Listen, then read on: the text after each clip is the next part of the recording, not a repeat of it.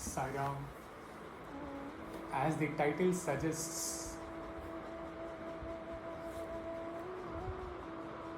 it's all about worshipping God as our Mata, Pita, Bandhu, Sakha, Master, lover, etc.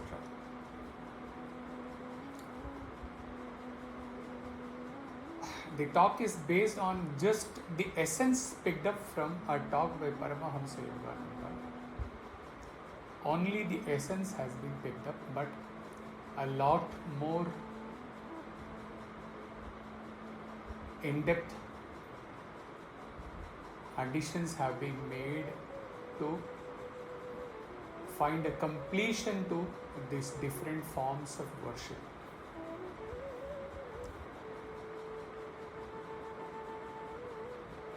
The completion of life which expresses itself as happiness is founded on man's relationship with his creator,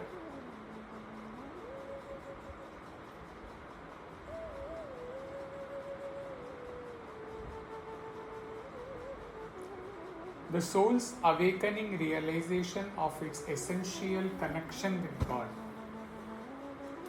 Thus, Jesus said, "Seek God first, and all things will be added on to you." Those who forget God do not find real happiness. After one has pursued worldly pleasures, happiness for years together, or maybe even births together, a phase comes in one's life when one realizes that none of his pursuits at worldly level could ever get him fulfillment, could ever get him that never-ending joy or happiness. It is at that moment, in that phase of life, that he really turns towards God, as explained in the first part of Love is God session given a decade before. The fulfillment of life's purpose really begins when the search for God begins. When a devotee is drawn closer to God, the relationship that he has with God, depending upon his sanskar, could vary. There are various relationships that can be developed between the devotee and the God that characterize the divine search. Today's satsang will attempt to deal all or many kinds of such association or relationship which a devotee can have with God and vice versa. You can look upon God as a master and yourself as the servant. Hanuman's relationship with Sri Rama depicts this master-servant relationship. Hanuman said, "Dasoham Kaushalendriya." I am a servant of Lord Rama, the king of Kaushala, is the famous declaration of Hanuman in Valmiki Ramayana. In the reverse way, sometimes God himself acts as servant for his devotee. Lord Shiva was so moved by the songs of the Maithili poet Vidyapati that he came down to live as his servant under the name Ogna. He ran errands and carried water until his divine identity was accidentally exposed. When the saint Sakubhai was tied to a pillar by her abusive in-laws, Lord Vithala took her exact form to stand bound in her place, freeing Sakubai to complete her pilgrimage to Pandharpur. Another form of relationship with God is that of father and son.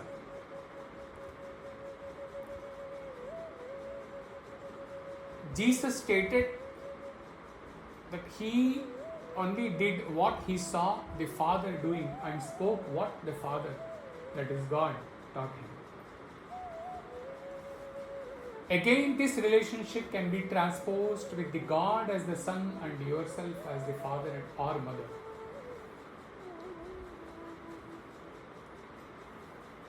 One day, the infant Lord Krishna, divine incarnation of the infinite, stole some milk curd cheese, filling his mouth with it. His mother Yashoda came running, scolding, "You will choke, come here." At last, she caught him and put her finger in Krishna's mouth to make him open it. When he opened his mouth, Yashoda saw the whole universe within him.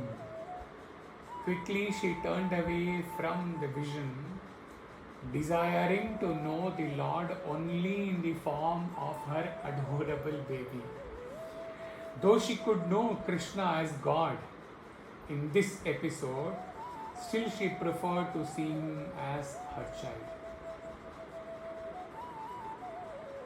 Then there is the love of the son for the mother, seeing God as mother and yourself as his child. Mother's love is always forgiving. That is the unconditional love of God. The love of God incarnated in the mother's heart. The divine mother-child relationship is so wonderful because no matter what you are, she always loves you. Never call yourself a sinner, for you are a child of God, a child of the Divine Mother, and the Mother never forsakes you even when you make mistakes, because she knows that it is at that time you need her even more. She will help the repentant child to reform and to rectify its errors. Then there is another relationship, God as the beloved, you as the loved one. This is a very difficult conception. Only pure souls have succeeded in this relationship with God. It is not a path for those who have not mastered body consciousness, because the relationship with God is nullified by any taint of impure thought of lover and beloved at physical level with God. To find God by this relationship is thus difficult because it demands only the purest love. In an earlier talk on devotion for God, we have covered the story of Andal as a true example of treating God as lover in purest sense. A quick recap of the detailed story. Every day she secretly wore the flower garlands meant for the temple deity to see if she looked beautiful enough for her divine groom, and then put them back. When her father discovered this, he offered fresh flowers instead to God. However, the deity refused the new flowers, stating he only desired the garlands already touched by Andal's love. Andal later merged physically into the temple idol in a state of ultimate marital union. Chudi kodutta sudarkodi, often referred to as Kodai, is a highly revered title given to Sri Andal, the only female Alvar saint among the 12 prominent Vaishnava saints of South India. This phrase in Tamil translates to the radiant woman who offered garlands to the Lord after wearing them herself. Gopika's or Meera's or Radha's love is often depicted as love at physical level with Krishna, whereas they all had gone far beyond their physical identity and merged with Krishna wholly at the peak of their love for Krishna. A 16th century Saint Chaitanya Mahaprabhu did not just narrate a Madhurya Rasa, he lived it by embodying the emotional state of Radha. He would spend hours of weeping, fainting, and calling out for Krishna in a state of ecstatic agony. His instant emotional state proved that the pain of separation from the beloved is itself a powerful form of connection, keeping the mind completely absorbed in God. Swami says in his New Discourse in 2005, and I quote, "People these days do not inquire into the inner meaning of certain words they use. They are carried away by the worldly meanings and interpretations. You should take into consideration the feelings that emerge from your heart, and which is true and eternal. That is how Meera experienced oneness with Krishna. If one wishes to tread the path of devotion, one should hold on to the principle of love firmly. Ordinary mortals do not have such firm determination, but a true devotee will never deviate from the path of love under any circumstances. No other path except love can take us to God. Develop love more and more. Wherever you are, love is your sole refuge." Unquote. And there is another form of devotion, Shanta Bhava or Shanta Rasa. In spiritual practice, Shanta Rasa is often reached through Jnana Bhakti.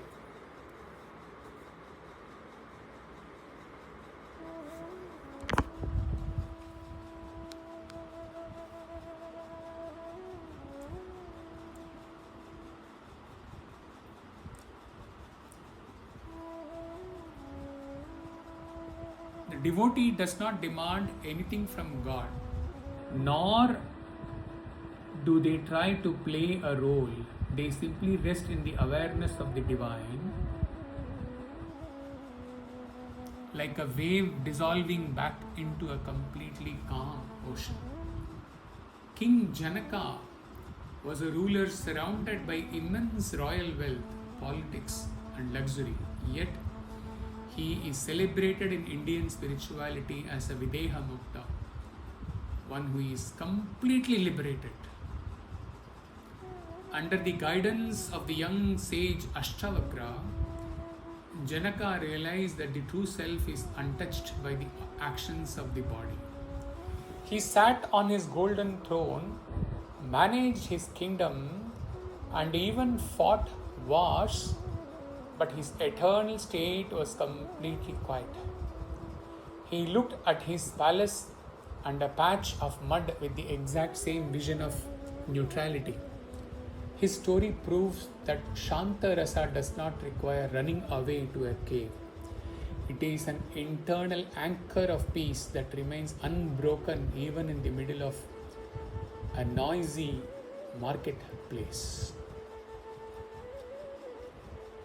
Coming to worshipping God or treating God as your friend, this relationship expresses the grandest form of love and devotion. Friendship is the touchstone by which we may know the purity of any relationship, human or divine. It has the sweetness of all forms of love without their contamination.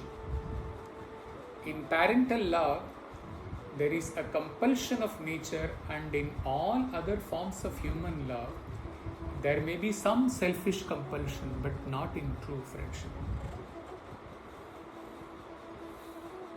When you speak of a sibling and say he is my brother or she is my sister, that means that they are born of the same parents and you have to love him or love her as such. It is a relationship by birth.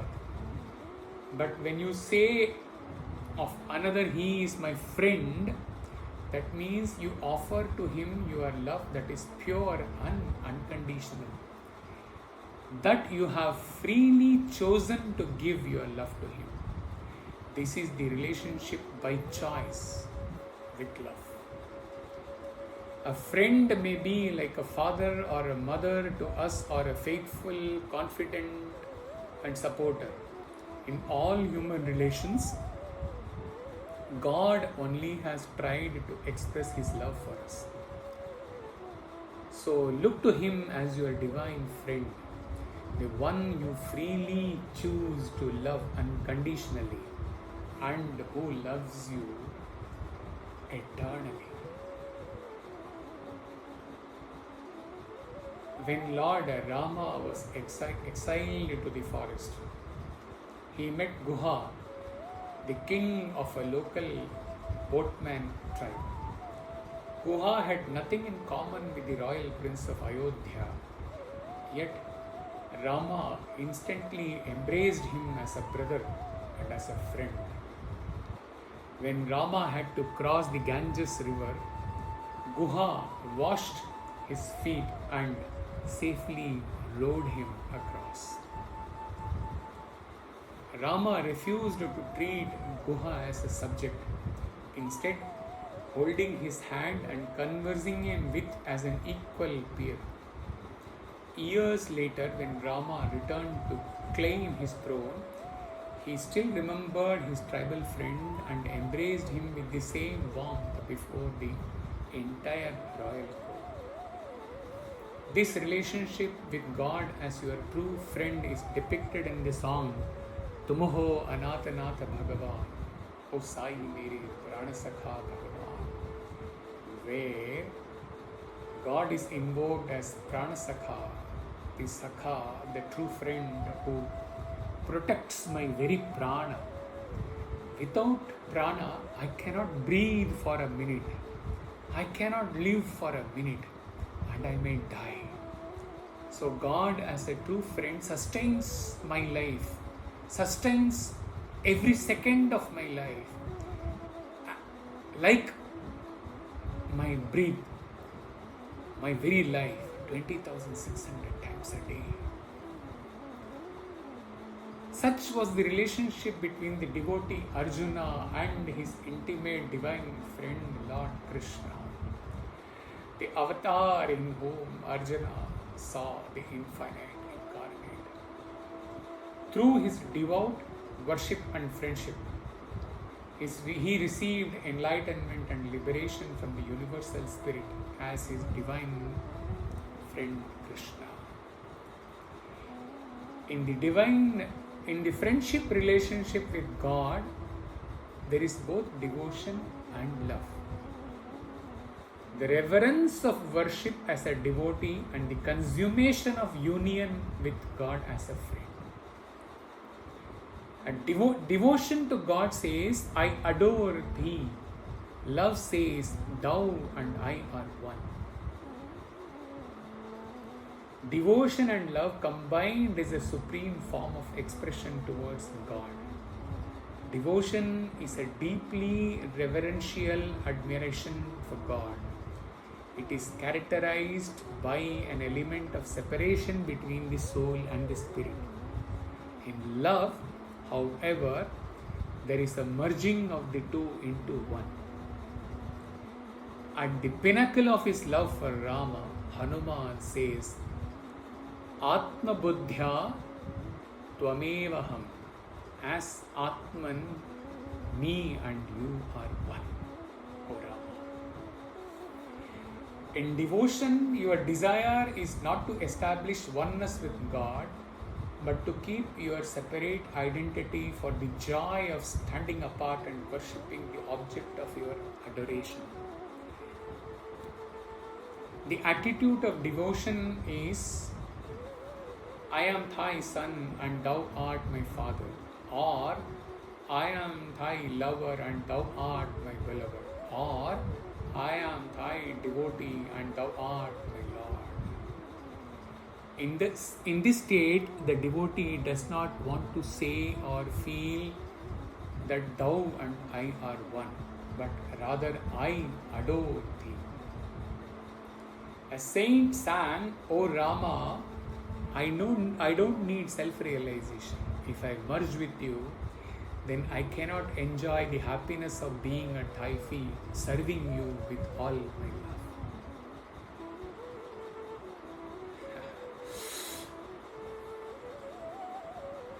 When love and devotion are combined, that is the supreme form of expression towards God.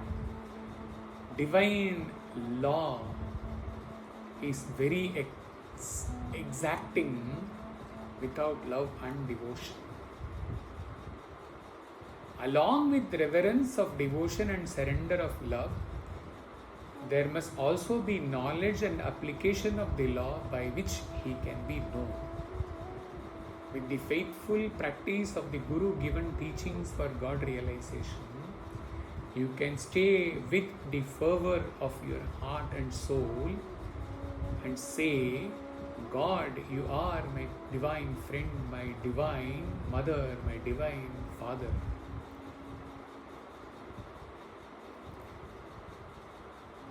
You should pray to God only for one thing, that you may be with Him always.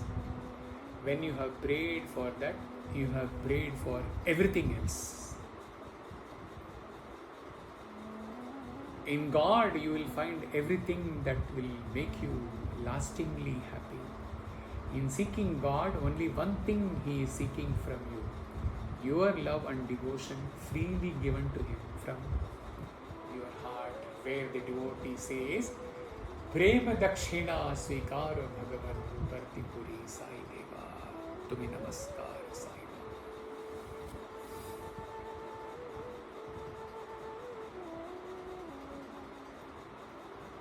Meditate at home regularly in the way you have been taught by your Guru. Before you begin meditation, prepare your consciousness with devotion, with a thought that God has expressed Himself through all loves. His love is the reservoir, and all these forms of love are openings in that reservoir. So invoke the Divine Presence as Heavenly Father, Mother, Friend, Beloved, Master. Any way, any form, any mode which suits you. After you have meditated, talk with God. Again and again pray to Him and demand, never leave me, Father. Be with me always and always and always. That is how your time can be passed in great joy. In devotion, there is the conjunction of your feeling with the intellectual and intuitional perception of God. Don't go to bed at night until your heart is aflame with devotion. Serve others to establish God in the temple of their hearts. Life will be just a dream of happiness if you do this. God, God, God, be always with me, ever.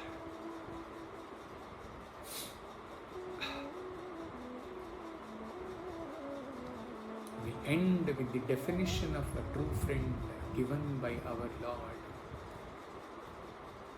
Quote, a true friend is selfless. True friendship is selfless, pure and free from selfish desires, offering love and support without expecting anything in return. We had a satsang in this description in a Sai center decade before, and the subject of the satsang was Sai is our true companion, where each and every word of this definition was taken up and contemplated by us together. If at all anyone listening to this talk remembers that talk,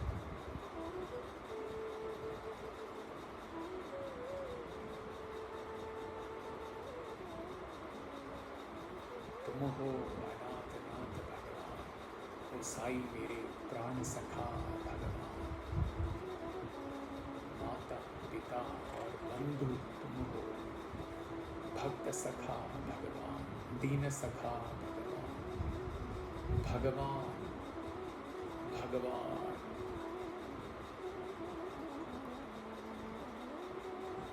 ओ साई मेरे प्राण सखा भगवान। There is a satsang, this bhajan also in the channel for anyone fired up with, not fired up with this flame of love triggered at the end of this satsang. If anyone wants directly to jump to that satsang talk, Tum ho Anatanath Bhagavan, it will help you tremendously.